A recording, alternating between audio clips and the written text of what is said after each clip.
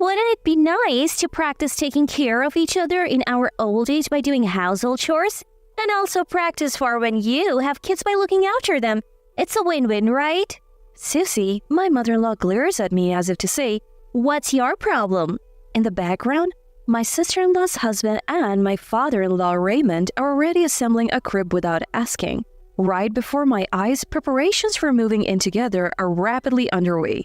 My husband, looking amused, meets my stern gaze. My name is Miranda. I live with my husband, Michael. We met through work and started dating. I was always busy with work, so I didn't have any other opportunities to meet people. Michael told me he liked me from the moment we met, but I initially thought of him as just a business contact. So when he first asked me out, I was genuinely surprised. Although I wasn't initially interested in Michael, I was in my late 20s, and with a little push from friends, I decided to give dating him a try. Both of us had little experience in love, so it was an awkward date. But spending time with Michael was genuinely enjoyable. Fast forward about 3 years, and Michael and I decided to get married. We were both quite successful for being just shy of 30, and with our combined income, we bought a spacious house on a mortgage. My dream was to raise a family and have a dog here with Michael. I thought Michael felt the same way, at least that's what I thought when we first moved into the house. But about 6 months after getting married, I realized Michael no longer shared that dream. My sister-in-law Elsie got pregnant. Elsie lived nearby and would occasionally visit, but her visits increased significantly after her pregnancy. She would often show up unannounced, and I was even shocked to find her sitting at our front door after a shopping trip. When I found her, she angrily said, "How could you leave a pregnant woman waiting outside?" But I had no idea she was coming.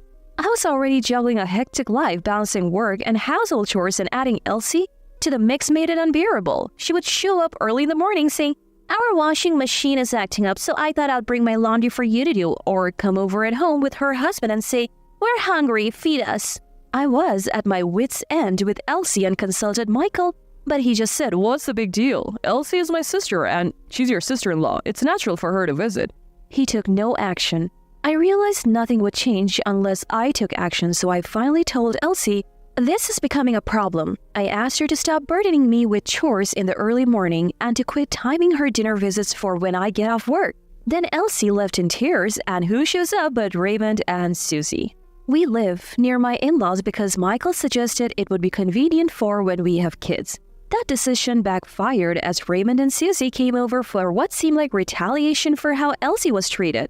I was made to sit on the floor and was berated for being a terrible woman. I already knew these two didn't like me much. They were kind to me before we got married, but their attitude changed when I said I would continue working after marriage. They held old-fashioned views that a woman should stay home after marriage.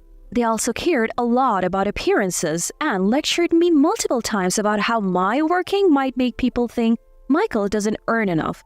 I didn't quit my job, so they started disliking me.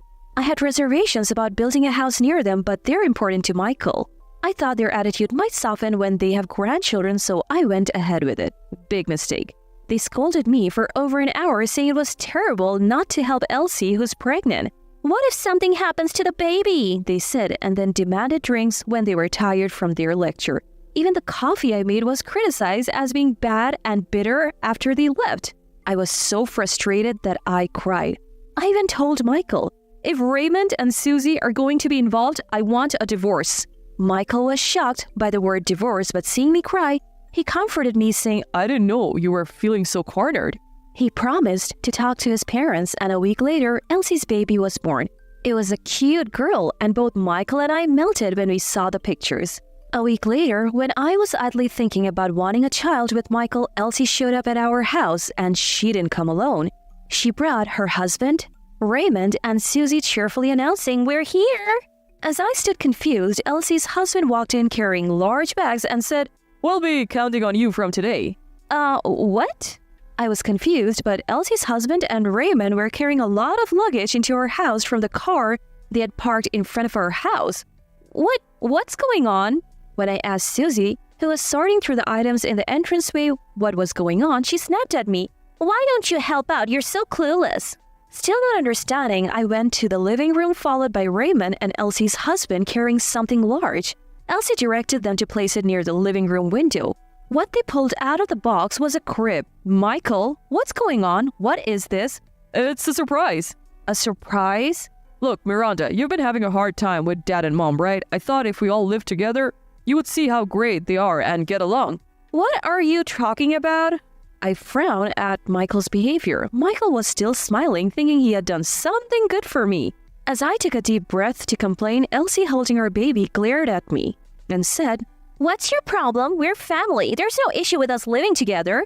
So as family, Elsie will help with the household chores like I do? Of course not. I have a baby to take care of and I just gave birth a week ago. You really need to think before you speak. That's right. Besides, this living arrangement is also for your own benefit, Miranda. Before Susie knew it, she had wandered into the living room and seemed to have heard what Elsie was saying. Agreeing to Elsie's baffling remarks, Susie started to say even more incomprehensible things. Miranda, we'll have to take care of each other in our old age, and if a child comes along, we'll naturally have to raise it. That's why we agreed to Michael's suggestion to live together as practice for all that. What? So we'll practice taking care of the house for our future and also practice childcare for when you have kids. Isn't that great? No matter how many times I heard it, the response would likely be the same. I was stunned for a moment, then shot Michael the root cause of this mess a piercing glare. Michael just smiled and said, Miranda must be happy too, right? I felt a chill thinking that this man might not understand his wife's feelings or anyone else's. For that matter, he must have noticed my displeasure. Suddenly, Michael's mood soured, realizing his surprise had failed. What's the matter? You don't like it? Well, Dad, Mom, and Elsie have all decided to live here. If you don't like it, you can leave. I couldn't take it anymore. I quietly headed to the bedroom and grabbed the divorce papers I had hidden in the bedside drawer.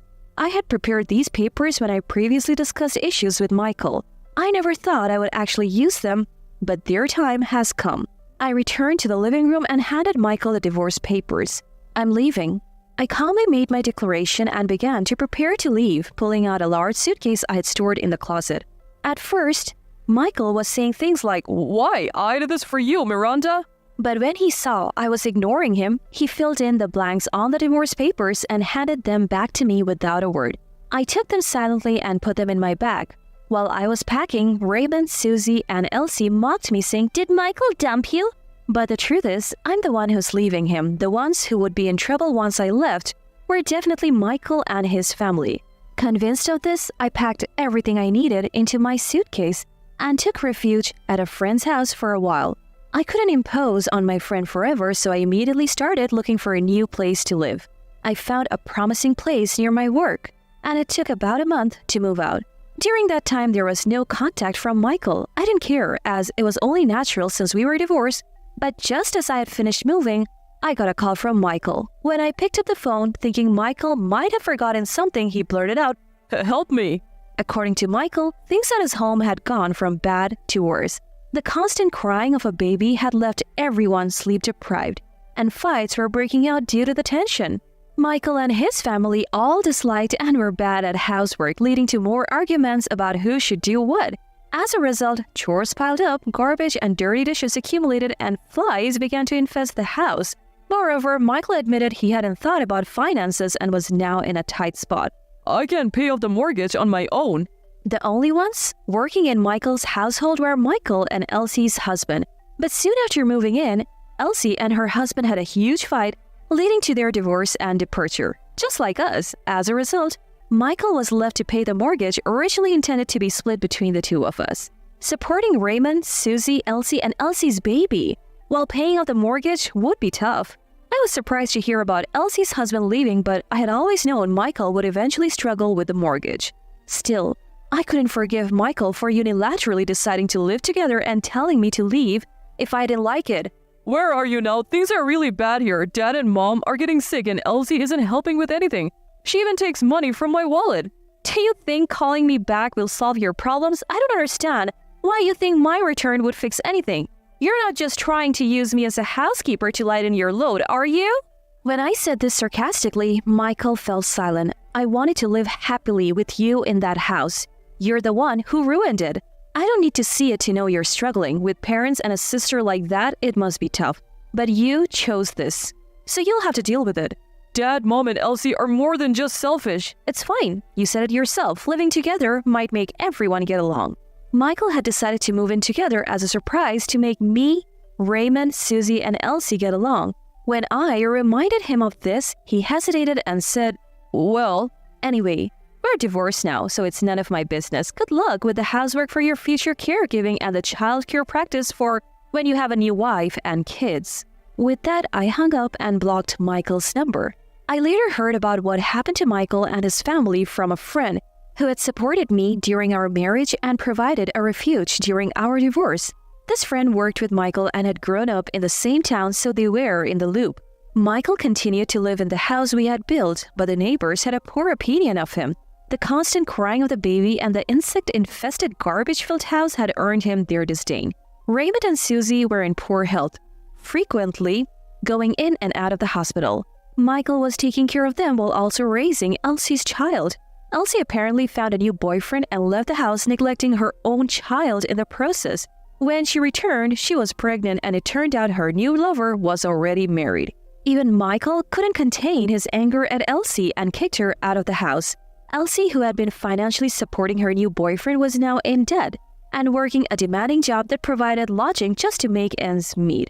While I was shocked at how far Michael's household had fallen, it felt like poetic justice. As for me, I also found a new love. But my boyfriend is a single man, not a married one. He's gentle and kind, and his occasional endearing blunders make him all the more lovable. He doesn't mind that I've been divorced and is willing to consider marriage at a pace that suits me, given my previous fears about it. So we decided to live together first and are now cohabiting in a new apartment. His parents are incredibly kind and have already decided to move into a care facility when they're older, so as not to be a burden on us. Our wish is not to trouble our children. If you and Miranda focus on your own happiness, that's all we could ask for," said my new mother-in-law, Sandra. Her words were so wonderful, I wished I could share them with Michael and his family. Recently, my boyfriend proposed to me and we plan to get married in a few months. This time, I truly believe this marriage will lead to my happiness.